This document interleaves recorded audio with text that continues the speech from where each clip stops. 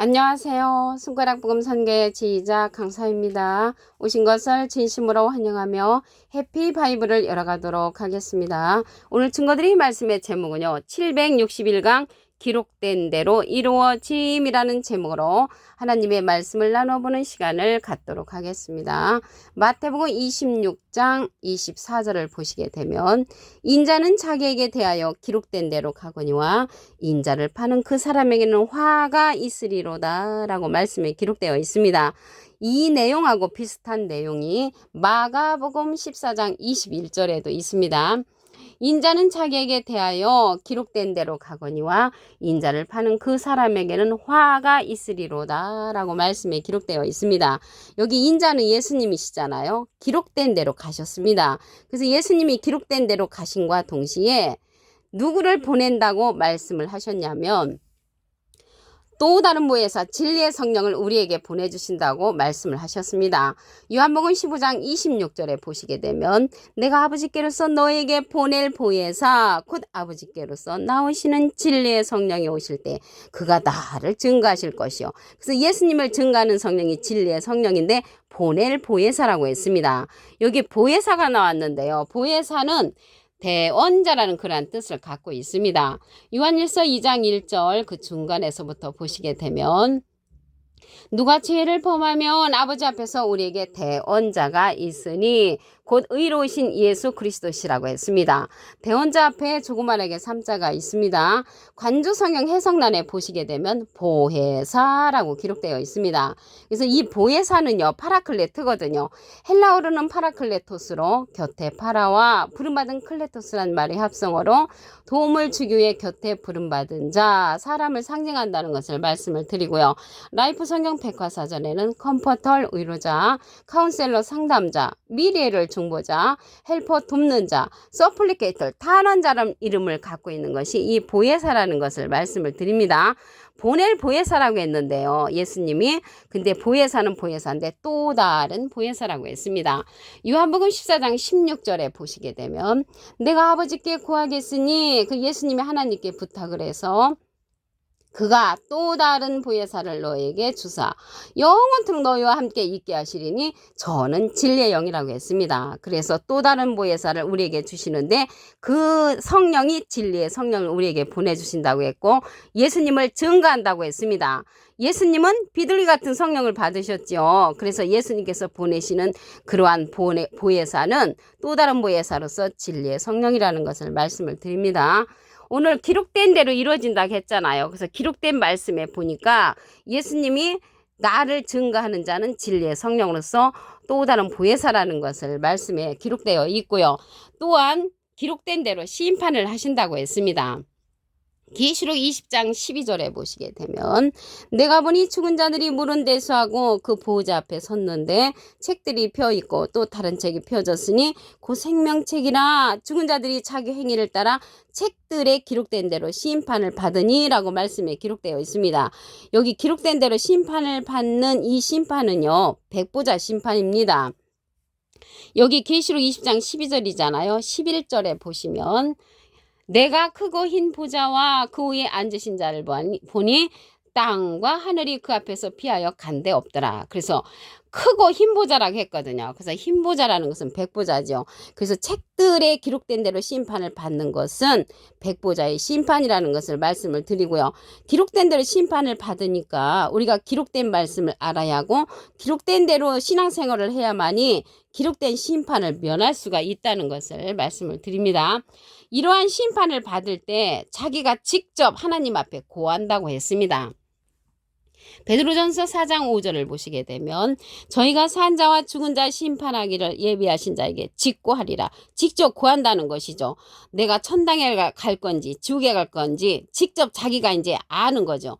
베드로전서 4장 6절에 가서 보시게 되면 이를 위하여 죽은 자들에게도 복음이 전파되었으니 이는 육체로는 사람처럼 심판을 받으나 영으로는 하나님처럼 살게 하려 하신다고 말씀에 기록되어 있습니다.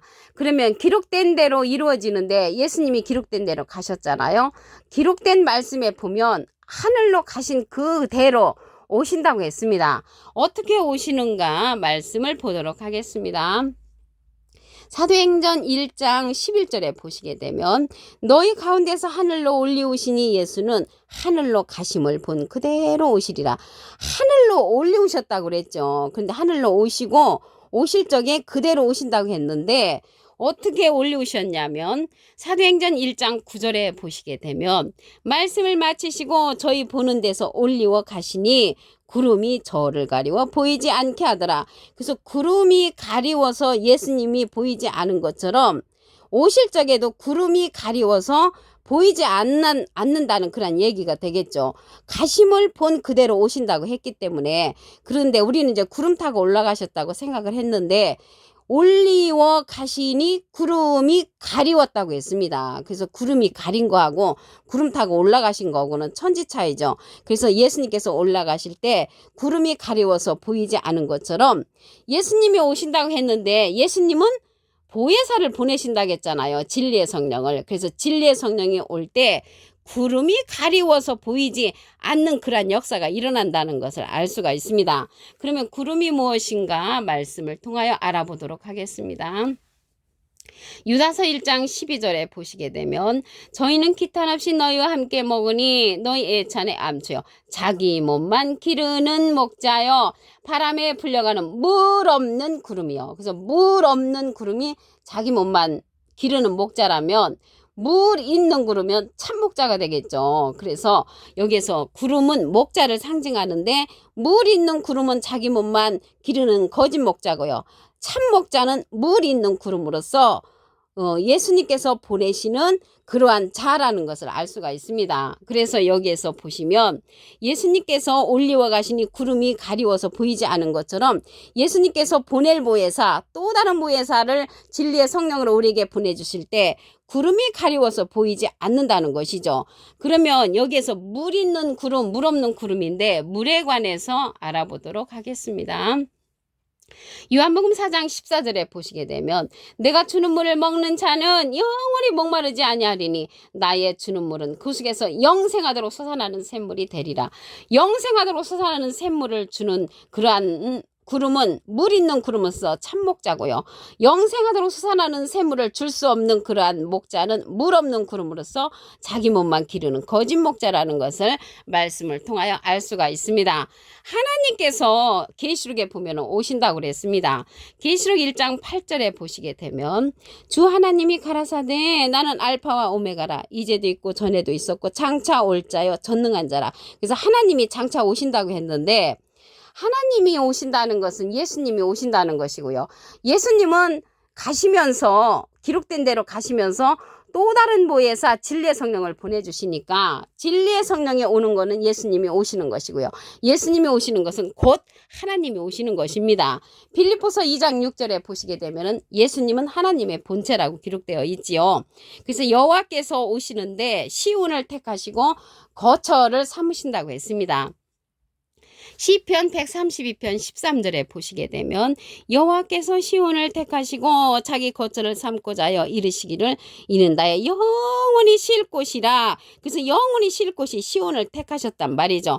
그럼 이 시온은 영적으로 말하면 예루살렘이라고도 하고 진리의 성읍이라고 했습니다. 스가랴 8장 3절에 보시게 되면 나 여호와가 말하노라 내가 시온에 돌아왔은즉 예루살렘 가운데 거하리니 예루살렘은 진리의 성읍이라고 했습니다. 그래서 진리의 성읍으로 오신다는 것을 알 수가 있고요. 그곳이 시온이고 하나님의 거처가 된다고 했습니다. 하나님의 집이요 사사기 18장 31절에는 실로로 기록되어 있습니다. 그래서 하나님의 집 실로 진리의 성읍으로 오신다는 것을 말씀을 드립니다. 기록된 대로 가신 예수님에 관해서 다시 한번 보도록 하겠습니다. 마태복음 26장 24절을 보시면 인자는 자기에게 대하여 기록된 대로 가거니와 인자를 파는 그 사람에게는 화가 있으리다. 그래서 인자를 판다는 거는 이 시대는요. 예수님께서 보낼 보혜사 또 다른 보혜사를 우리에게 보내주시는데 진리의 성령이라고 했잖아요. 진리의 성령의 말씀을 들어주지 않고 믿지 않는 자는 화가 있다는 것입니다. 그 자가 바로 인자를 파는 자들이라는 것을 말씀을 드리고요. 여기에서 보혜사는 대원자라는 뜻을 갖고 있다고 말씀드렸죠. 요한일서 2장 1절에 보시게 되면 누가 죄를 범하면 아버지 앞에서 우리에게 대언자가 있으니 대언자 앞에 조그만하게 3자가 있습니다. 관주 성경 해석란에 보시게 되면 보혜사라고 기록되어 있습니다. 이 보혜사는 파라클레트거든요. 헬라어로는 파라클레토스로 곁에 파라와 부름받은 클레토스란 말의 합성어로 도움을 주기에 곁에 부름받은 자란 그런 사람을 상징한다는 것을 말씀을 드리고요. 이 진리의 성령이라고 했거든요. 보낼 보혜사, 또 다른 보혜사라고 했죠.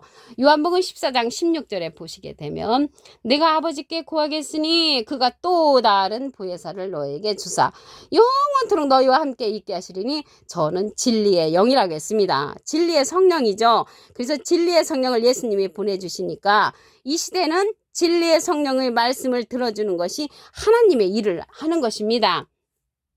요한복음 6장 29절에 보시게 되면 예수께서 가라사대 하나님의 보내신 자를 믿는 것이 하나님의 일이니라. 그래서 하나님은 예수님을 보내셨고요. 예수님은 또 다른 보혜사 진리의 성령을 우리에게 보내주심으로 이 시대는 기록된 말씀대로 이루어지므로 진리의 성령의 말씀을 듣는 것이 하나님의 일을 하는 것이라는 것을 말씀을 드립니다. 그리고 기록된 내용에 보면은요.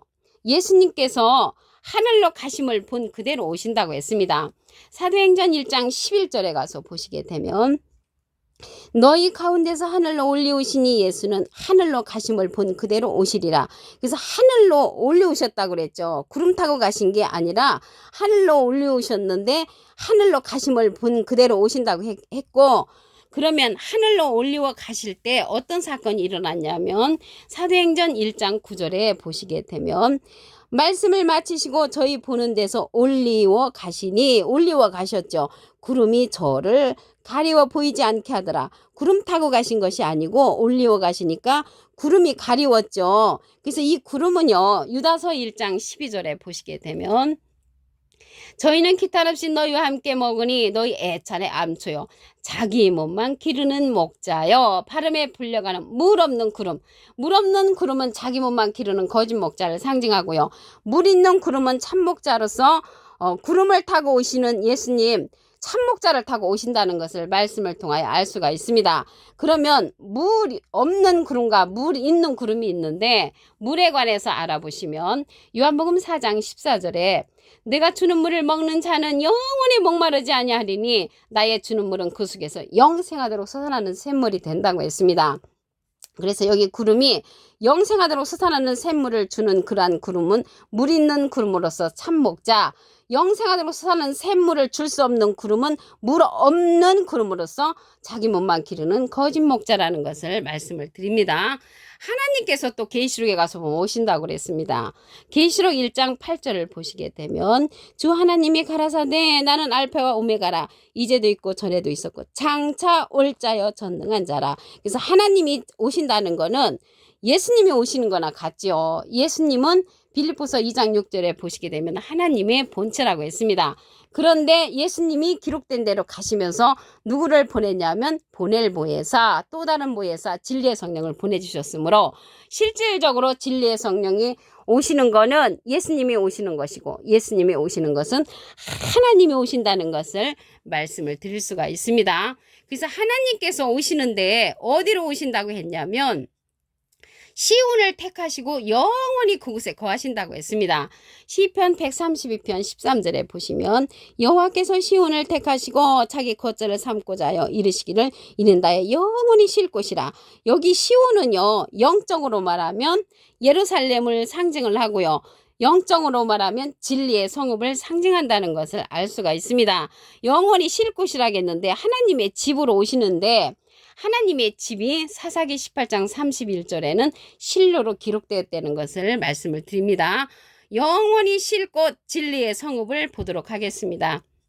스가랴 8장 3절에 보시게 되면 나 여호와가 말하노라 내가 시온에 돌아왔은즉 예루살렘 가운데 거하리니 예루살렘은 진리의 성읍이라. 이 시온이 진리의 성읍인데 진리로 뭉쳐진 그러한 성읍으로 하나님께서 오시고 영원히 그곳에서 쉰다고 말씀에 기록되어 있습니다.